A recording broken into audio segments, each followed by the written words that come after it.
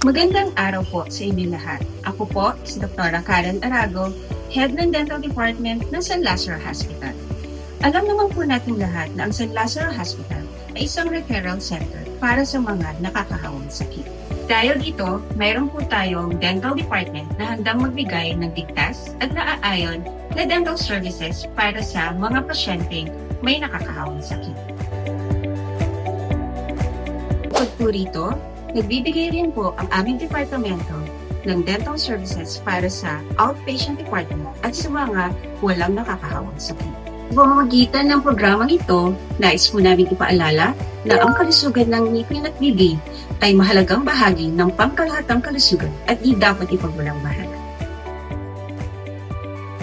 Sa Oral Health Awareness Program, sa pangunguna ng Dental Department at sa pakikipagtulungan ng Public Health Unit, kaisa ang San Lazaro Hospital sa advokasya na isulong ang wastong pangangalaga sa ngipin at bibig bilang mahalagang bahagi ng pangkalahatang kalusugan ng bawat Pilipino. Layunin ng programang ito na palawakin ang kaalaman ng publiko sa tamang oral hygiene, hikayatin ang regular na pagpapatingin sa dentista at sa ganon ay maiiwasan ang mga sakit sa ngipin at bibig sa pamamagitan ng tamang impormasyon sa pag-iwas sa mga ito. Paano po nakakaapekto ang diet at lifestyle sa kalusugan ng ngipin? Ang madalas na pagkain at pagkonsumo ng matatamis tulad ng soft drinks, iced coffee, candy, chocolates o cake ay nagdudulot ng pagkabulok ng ngipin. Ang mga harmful bacteria sa plaque ng ngipin ay ginagamit ang asukal bilang pagkain upang mag-produce ng asido na siya namang tumutunaw at bumubutas sa enamel ng ngipin. Nagdudulot din ito ng mga pamamaga ng gilagid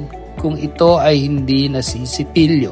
Samantala, ang pagkain ng masusustansyang pagkain tulad ng prutas, gulay, itlog, gatas at iba pa, pag-inom ng sapat na tubig at regular na pagsisipilyo ay makakatulong na mapanatili ang malusog na ngipin at gilagid at hindi lang ito pati ang buong katawan. Ano ang epekto ng paninigarilyo at vaping sa ngipin at bibig? Ang paninigarilyo at vaping naman ay nagdudulot ng sakit sa gilagid, tinatawag natin na periodontitis, paninilaw at pagkakaroon ng brown stains sa mga ngipin na hindi natatanggal ng pagsisipilyo, mabaong hininga at mataas na panganib na pagkakaroon ng oral cancer at cancer sa baga. Ano po ang mga babalang senyales na dapat na magpatingin agad sa dentista? Huwag na po nating hintayin na may mararamdaman tayo o makikitang hindi normal sa ating bibig tulad ng pananakit ng ngipin, pamamaga at pagdurugo ng gilagid. Tuwing ika-6 na buwan, ugaliin po nating magpatingin o magpa-check up sa dentista. Sa ganitong paraan ay makakaiwas po tayo sa mga problema sa ating ngipin at bibig bago pa man ito maganap. Ang mensahe ko sa mga magulang at kabataan tungkol sa oral hygiene, mahalagang turuan natin at sanayin ng mga bata sa murang edad upang sa pagtanda nila ay may kasanayan na sila sa proper oral hygiene. Ang pagsisipilyo 2 o 3 beses sa isang araw, paggamit ng floss at regular na pagbisita sa dentista ang mga paraan upang ito ay makamit.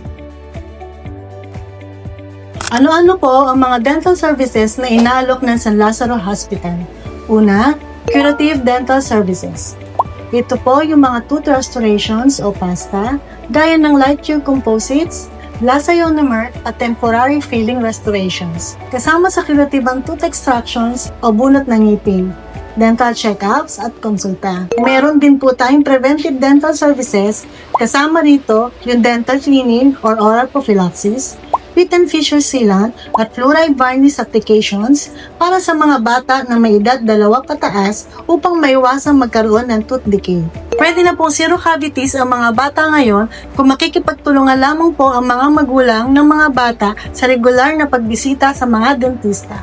May promoted services din po tulad ng oral health education, counseling para sa individual na pasyente o sa mga grupo tulad ng school outreach program. Mayroon din po tayong diagnostic services na digital periapical x-ray. Ito po ay kung kinakailangan lamang para po makatulong sa pagdiagnose ng kondisyon ng mga ngipin. Patuloy po ang San Lazaro Hospital sa pagbibigay ng ligtas, abot kaya at dekalidad na dental services para sa lahat. May nakakahawang sakit o wala. Muli po, ako po si Dr. Karen Arago para sa SLH Health Bites.